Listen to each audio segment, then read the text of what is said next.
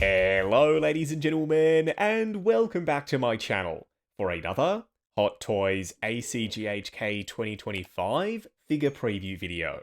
Before we get started, I want to say a massive thank you to Ryan Kirkwood for coming out with me in person to the convention and for snapping these awesome high-res pictures.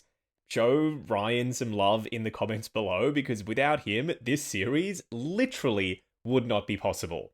Now, if you're looking to pre-order your very own copy of the thing, I've popped a link to Pop Collectibles in the description, along with the discount code Justin's Collection, for 5% off your order if you decide to buy from them. When you're pre-ordering Hot Toys figures from Pop, you can either pay the full amount right up front, or leave a deposit and fix up the balance when the piece releases. As always, do your own research, make sure you're comfortable before buying. If you're heading down to the description, why not hit that subscribe, bell notification icon, and join button so you're notified as soon as brand new Fantastic Four content goes live. I apologize in advance for this, but so here's the thing. At the time of filming this video, they still haven't announced Johnny. Mr. Fantastic, couple of different versions of Invisible Woman, we've got the Thing, but no Human Torch. I'm not sure why, but Hot Toys' track record with completing teams is pretty terrible. Guardians 2, Guardians 3. I don't want this to be a team of 3 for the Fantastic Four. Hot Toys, you need to give us all 4 main characters. Also, at ACGHK, they didn't bring any of their other Fantastic Four figures to the convention. They only had Galactus, the Thing, and Herbie. Strange decision. But seeing Thing in person, he was a very impressive piece. He's sizable, but he's not, like, Hulk big. He's still got mass, there's a chonkiness, but he's not super tall. That's what I'm trying to get at. In terms of accessories, they didn't have the accessories on display when we shot our pictures, unfortunately. I'll just have to describe them to you. We get some switch-out hands and a secondary head sculpt with the beard. I'm not sure yet if I'm going to display Thing with or without the beard. It remains to be seen. Herbie, though, looks great. But why is he here? Why are they displaying him with the Thing when you can't actually get Herbie with the Thing? Feels a little bit disingenuous. You can get him with Invisible Woman, you can get him with Mr. Fantastic, but not the Thing. So I've got no idea why they decided to bring Herbie to the convention to display next to the Thing, even though you can't get these two in a set as a 2-pack, essentially. Herbie looks good, as I already said, detail's great. We'll discuss him in more detail when we talk about Mr. Fantastic and Invisible Woman, if they ever decide to put them on display at another convention or at Secret Base. The stand for the Thing, hexagonal base, love the artwork, and the light, almost baby blue border around the edge of that top hexagonal plate, paired with the white crotch grabber, the white base, and blue for the text for the nameplate up front. The mix of blue and white with the pop of orange for the Thing up on top, as I already said, love the way this base looks, including the artwork. Thing, the outfit is interesting. Heavily textured, full fabric almost, and the boots. Can you see what they've done there?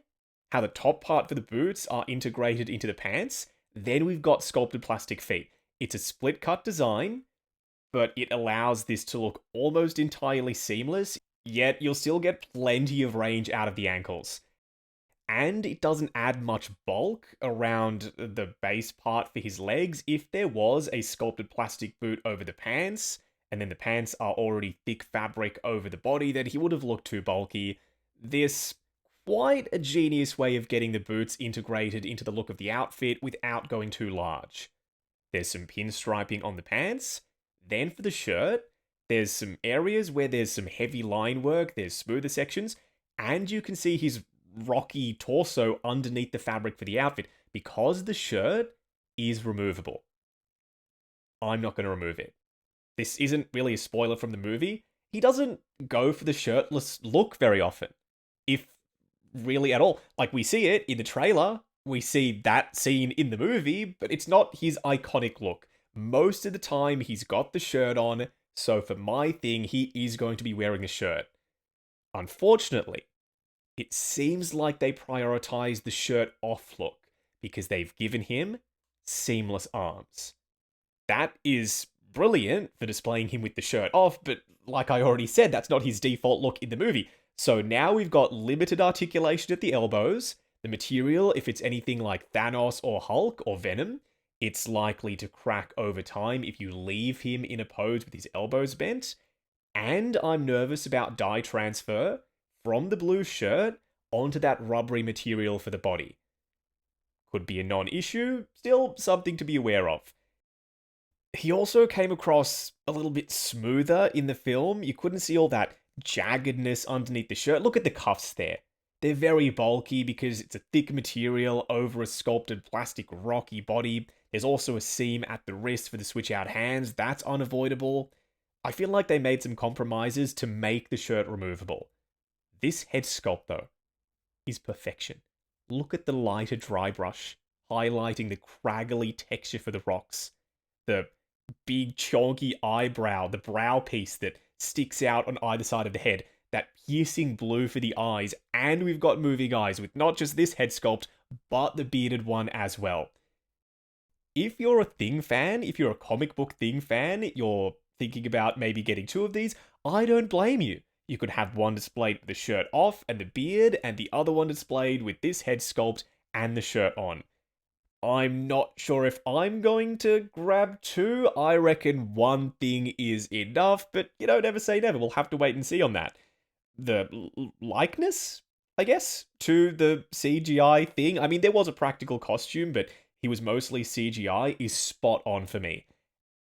And then the orange contrasting against the white for the shirt with the silver little buttons and the bright white 4 up front. There's a lot to love about this look for the Thing, and I mean, we'll be discussing this outfit, the color choices with the rest of the Fantastic Four, but this being the first one we've discussed in a figure preview video, I cannot wait to build out the Fantastic Four in 1/6 scale as part of my collection.